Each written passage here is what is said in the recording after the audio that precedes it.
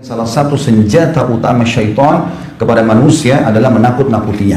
Sehingga setiap kali kita ingin meninggalkan kemaksiatan maka ditakut-takuti. Setiap orang yang kerja di tempat yang haram, pada saat dia mau keluar, syaitan akan membuat dia was-was untuk meninggalkannya. Sambil mengatakan akan makan apa istrimu, akan makan apa anakmu. Atau kalau dia meninggalkan pacarnya yang haram atau teman berzinahnya, maka akan dikatakan dia akan dinikahi oleh laki-laki lain. Dia akan begini dan begitu. Atau kalau dia ingin berjihad, maka akan dikatakan kalimat-kalimat yang membuat dia akhirnya merasa tidak mau pergi berjihad. Karena alasan bahwasanya hartamu akan dibagi warisannya, istrimu akan dinikahi oleh orang lain. Semua ini was-was syaitan. Ingatlah, selama kita berada di relnya Allah sang pencipta, maka tinggalkan apa yang ia haramkan dan selalu fokus kepada apa yang telah dia janjikan. Allah tidak akan pernah pungkiri janjinya. Kebahagiaan bersama kita kalau kita patuh kepada Allah subhanahu wa ta'ala. Beranjak daripada sabda Nabi alaihi salatu wassalam, dan hadis ini hadis yang sahih riwayat Imam Ahmad. Kata Nabi SAW, innaka lan tada' syai'an lillahi azza wa jal illa bidzalika Allahu bihi ma huwa khairun laka minhu. Sesungguhnya jika engkau meninggalkan sesuatu karena Allah, karena itu haram, kamu takut dan kamu tinggalkan, niscaya Allah akan memberi ganti padamu yang lebih baik daripada yang kau tinggalkan itu. Banyak sekali hal-hal yang telah Allah subhanahu wa ta'ala jelaskan di dalam kitabnya, juga dijelaskan oleh baginda Nabi alaihi salatu wassalam sebagai utusannya. Sebagaimana Nabi SAW mengatakan, inna halal bayyin wa inna haram bayyin. Sesungguhnya yang halal sudah dijelaskan, yang haram juga sudah dijelaskan. Jadi semua sudah jelas bagi kaum muslimin, mana yang boleh, mana tidak boleh. Semua yang halal kita disuruh nikmati, dan ini sifatnya jauh lebih banyak daripada yang haram. Misal Allah subhanahu wa ta'ala mengharamkan babi, maka Allah ganti dengan sapi, kambing, ayam, kelinci, semua hewan air. Allah haramkan khamr, maka Allah ganti dengan susu, madu, sirup, dan yang lainnya.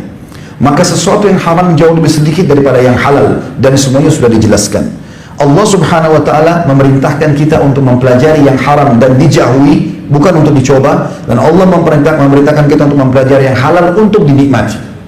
Siapapun yang meninggalkan sesuatu yang haram, maka akan menjadi cahaya bagi hidupnya. Dan siapa yang membuat sesuatu yang haram, maka akan menjadi bencana dalam hidupnya. Semua gelapnya wajah, gundah gelisah dalam hati, ya, banyaknya permasalahan dihadapi baik dalam rumah tangga, suami istri, atau dalam usaha, atau dalam bisnis, atau apa saja dalam interaksi sosial kita, maka semua disebabkan karena kemaksiatan. Bahkan seseorang itu menemukan banyak permasalahan hidupnya dan tidak menemukan jalan keluar murni karena kemaksiatan kepada Allah subhanahu wa ta'ala. Sebaliknya, orang yang meninggalkan yang haram itu, Allah akan ganti dengan sesuatu yang menggembirakan dia, yang mirip sejenis dengan apa yang dia tinggalkan tapi yang dihalalkan. Contoh misalnya, Allah subhanahu wa ta'ala mengganti bagi orang yang meninggalkan transaksi haram, diganti dengan transaksi yang penuh dengan berkah dan menguntungkan. Sebagaimana sabda Nabi SAW di dalam hadis Bukhari Muslim, al-bayyi'ani bil khiyari ma lam yatafarraqa, atau qala hatta yatafarraqa, fa in sadaqa wa bayyana burika lahuma fi bay'ihima, wa in kathama wa kadhaba muhikat barakatu bay'ihima. Kedua orang yang sedang transaksi, penjual sama pemberi, masing-masing memiliki hak khiyar, boleh teruskan transaksi atau membatalkannya selama keduanya belum berpisah. Bila keduanya berlaku jujur dan transparan. Mobil ini saya mau jual, apa pernah tabrakan? Ditanya oleh pembelinya, iya kata penjual, pernah tabrakan di sisi depan sebelah kiri. Silakan dicek, maka akan diberkahi oleh Allah SWT. Tapi kapan mereka bohong, maka akan diangkat berkah itu. Lanjutan hadis kata Nabi SAW, bila keduanya berlaku jujur dan bersikap terus terang atau transparan, maka keduanya akan memperoleh keberkahan dalam transaksi tersebut. Walaupun uangnya sedikit, berkah, akan banyak manfaatnya. Benda walaupun dibeli bekas, juga akan berkah, berfungsi sekian lama dipakai. Sebaliknya, bila mereka berlaku dusta, ini maksiatnya, dan saling menutup-tutupi, nggak ada ini, nggak ada itu, padahal semuanya bohong, niscaya akan hilanglah keberkahan bagi mereka pada transaksi tersebut. Yang dimaksud adalah hilang berkahnya, kalaupun dia dapat duit maka tidak diketahui dari kemana uang itu, sekian miliar habis tiba-tiba, atau bahkan mendatangkan penyakit-penyakit atau masalah-masalah yang berat dalam rumah tangganya. Mungkin dia nikmati hari ini rekreasi sama keluarganya, maka dalam perjalanan rekreasi tersebut akan terjadi pertengkaran, bahkan bukan mustahil terjadi kecelakaan dan perceraian. Begitu juga teman-teman sekalian, bagi orang yang meninggalkan sifat pelit dan bakhil yang dilarang dalam agama, lalu dia ganti menjadi dermawan, dia royal di jalan Allah, maka Allah pastikan akan memberikan dia keuntungan di setiap transaksinya. Sebagaimana Allah sebutkan dalam surah At-Taghabun ayat 16, A'udzubillahi minasyaitonir rajim. Wa may yuqa syuhha nafsihi faulaika humul muflihun. Dan barang siapa yang dipelihara dari sifat kekikiran darinya, artinya dia dermawan, maka mereka adalah orang-orang yang selalu diberikan keuntungan.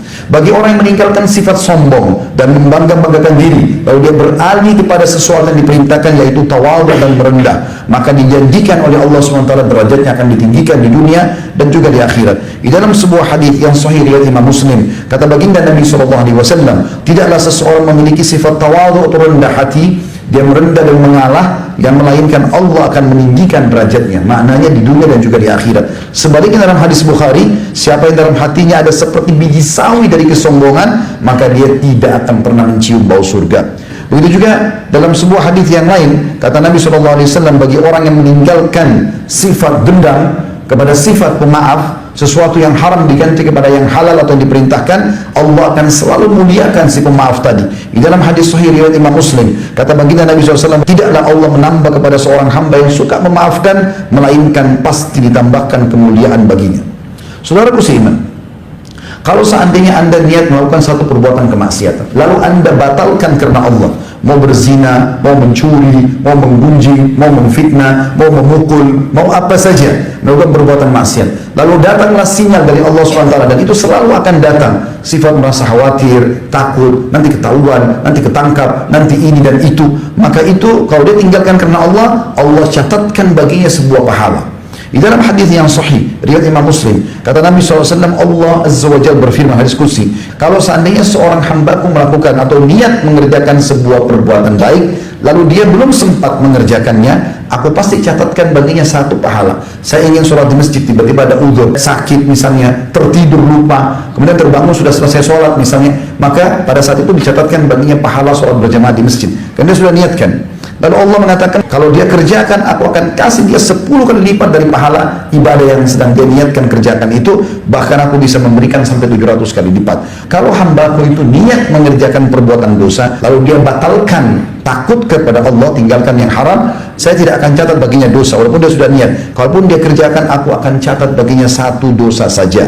Di dalam riwayat yang lain, mirip dengan ini, dan ini hadis riwayat Muslim juga, Allah Subhanahu wa ta'ala berfirman, apabila hambaku berkeinginan untuk mengerjakan kebaikan, maka aku menulis untuknya satu kebaikan selama dia belum melakukannya. Walaupun dia belum melakukan, dicatatkan satu pahala lengkap.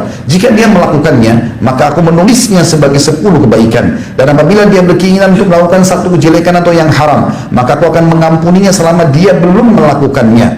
Namun jika dia mengamalkannya atau melakukan perbuatan dosa itu, maka aku menuliskan untuknya satu kejelekan. Dan Nabi SAW bersabda, lanjutan hadisnya adalah, lalu malaikat berkata, wahai Rabbku, ini adalah hambamu yang ingin berbuat jelek, dan Allah lebih mengetahui keadaan hamba tersebut. Maka Allah berfirman, kalian awasi saja dia. Jika dia mengerjakan kejelekan, tulislah dengan semisalnya, satu kejelekan saja. Dan apabila dia meninggalkan tadi kejelekan atau haram yang dia mau kerjakan, maka tuliskan untuknya satu kebaikan, karena dia telah meninggalkannya karena aku. Saudaraku seiman, orang-orang yang meninggalkan sesuatu yang haram akan berbahagia hidupnya, dan juga orang-orang yang berbuat dosa akan terus berkecamuk dalam jiwanya, penasaran, walaupun dia sudah menanyakan hukumnya kepada banyak ahli agama. Sebagaimana sabda Nabi SAW, sesungguhnya dosa itu adalah sesuatu yang berkecamuk dalam jiwamu, walaupun engkau telah menanyakannya kepada banyak orang. Siapapun yang niat buruk dan dia amalkan keburukan itu, maka akan tertimpa pada dia dosanya, walaupun dia tidak sempat berhasil untuk menyempurnakan dosa itu. Sebagian ulama fikih mengatakan, andai saja ada seseorang niat ingin berzina atau menzinai, atau memerkosa seorang wanita di malam hari gelap, dia lihat seorang wanita jarang, lalu dia niat ingin memerkosanya, dan dia pergi melakukan itu, dia memerkosa perempuan tersebut. Ternyata setelah dia melakukan pemerkosaan, dia lihat itu istrinya sendiri, maka tetap dicatat baginya dosa zina. Begitu juga dalam hadis riwayat Muslim, kata Nabi SAW merincikan masalah ini tentang masalah kasus yang berbeda dengan zina. Jika ada dua orang muslim saling bertemu untuk berkelahi, lalu sama-sama mengheluskan pedangnya, lalu kemudian salah satu terbunuh, maka yang dibunuh dan yang membunuh dua-dua masuk neraka. Maka Abu Bakar radhiyallahu anhu, perawi hadis, mengatakan, wahai Rasulullah, bagi yang membunuh masuk akal saya kalau dia masuk neraka. Bagaimana dengan nasibnya orang yang terbunuh? Maka Nabi SAW memberikan jawaban yang sangat tepat. Beliau mengatakan karena dia sangat ingin untuk membunuh temannya tadi. Andai saya tidak terbunuh, dia pasti akan membunuh. Karena dia sudah jalan dan mengerjakan perbuatan tersebut. Maka ini sudah cukup untuk memberikan hukuman kepada dia. Saudara beriman, meninggalkan sesuatu yang haram ini akan mendatangkan banyak sekali manfaat. Dan kejujuran itu akan membuat munculnya rasa cinta Allah kepada kita sebagai pencipta, sehingga kebutuhan kita dipenuhi dan juga makhluk akan mencintai kita.